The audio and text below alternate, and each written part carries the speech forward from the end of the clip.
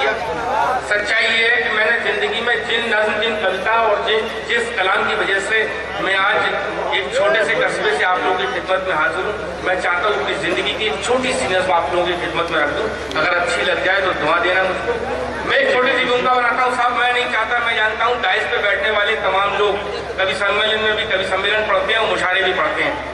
मैं ऐसे तमाम लोगों को जानता हूँ, बहुत अच्छे लोगों को, जो कवि सम्मेलन में साहब हिंदुओं को खुश करने वाली बात करते हैं और मुशायरे में मुसलमानों को। मैं हो सकता है शायद आपको खुश न कर पाऊं, लेकिन मैं आईने की तरह इस देश के हालात आपकी खिदमत में रखना चाहता हूं। एक भूमिका बनाता हूं साहब, एक पागल और कुछ अक्लमंद लोग। हमारे देश की सियासत ने हमको नारा दे दिया कि हिंदू, मुस्लिम, सिख, ईसाई आपस में सब भाई भाई, और साफ कहानी खत्म हो गई। हम लोग एक हो गई है वो सोचते हैं। सच्चाई ये है कि हमारे देश की सियासत चाहती नहीं कि हम एक हों।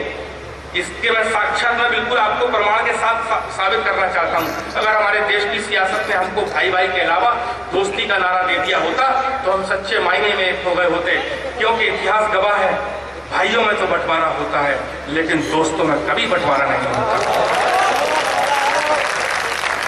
एक पागल और सब कुछ अक्लमंद लोग, आपने देखा होगा आपके गली मोहल्ले में, कस्बे में कोई पागल आ जाता है और उसको कुछ अक्लमंद लोग परेशान करते हैं, छेड़ते हैं। मैं वहां से लफ्ज निकाल कर लाया हूं, वहां से बात निकाल कर लाया हूं कि मेरे शहर में मेन चौराहे के पास मैं चलते चलते रुपया अनायास नजर घुमाई तो देखा फुटपाथ पर एक पागल आदमी खड़ा था जो लगभग मुझसे 10 वर्ष बड़ा था।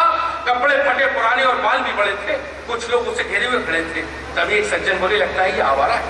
दूसरे बोले, नहीं ये इश्क मारा है। तीसरे ने झट से बीड़ी जलाई और उस पागल की तरफ बढ़ाई। हाथ जोड़कर पागल से बोला, हे महाराज, मैं तो आपको अच्छी तरह से जानता हूँ, आपकी ताकत को पहचानता हूँ, मुझ पर कृपा करो और मेरे कष्ट मिटा दो। एक आध सत्य का नंबर ही बता दो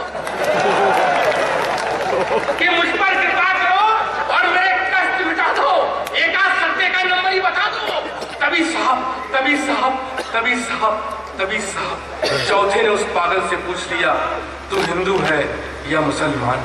तभी साहब चौथे ने उस पागल से पूछ लिया, तू हिंदू है या मुसलमान, किस बिरादर का है? इतना सुनते ही पागल का गुस्सा सातवें आसमान पर। उसने तमाचा चढ़ दिया सज्जन के कान पर और झूमते हुए अपने अंदाज में बोला, बड़ी अजीब बात पूछता है, बड़ी अजीब बात पूछता है, बड़ी अजीब बात पूछता है, बड़ी अजीब बात पूछता है। एक पागल से उसकी जात पूछता है, बड़ी अजीब बात पूछता है, बड़ी अजीब बात पूछता है।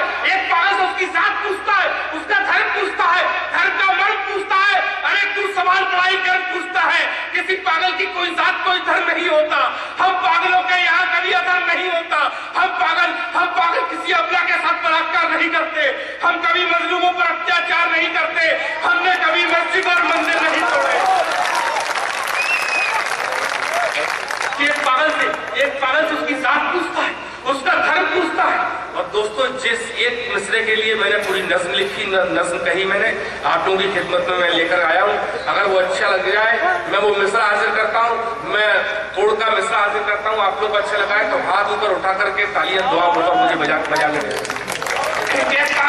एक पागल से उसकी जात पूछता है, उसका धर्म पूछता है, धर्म का मर्म पूछता है। अरे तू सवाल बड़ाई कर पूछता है। किसी पागल की कोई जात, कोई धर्म नहीं होता। हम पागलों के यहाँ कभी अधर्म नहीं होता। हम पागल किसी अबला के साथ बलात्कार नहीं करते। हम कभी मजलूमों पर अत्याचार नहीं करते। हमने कभी मस्जिद और मंदिर नहीं तोड़े। हमने जाकर किसी शहर में बम नहीं फोड़े। हम कभी आवाम में आग नहीं लगाते हैं। हम कभी आदमी को आदमी से नहीं लड़ाते हैं।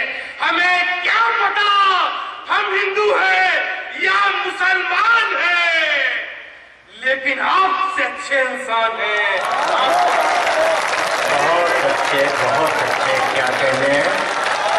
अपने मज़ाहिया और तंजिया अंदाज में एक सबक दे गए।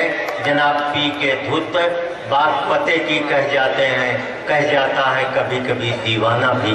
जिन्हें हम लोग शराबी समझते हैं, दीवाना समझते हैं, वो भी कभी कभी बड़ी कीमती बातें कह जाते हैं, जैसा कि आपने पी के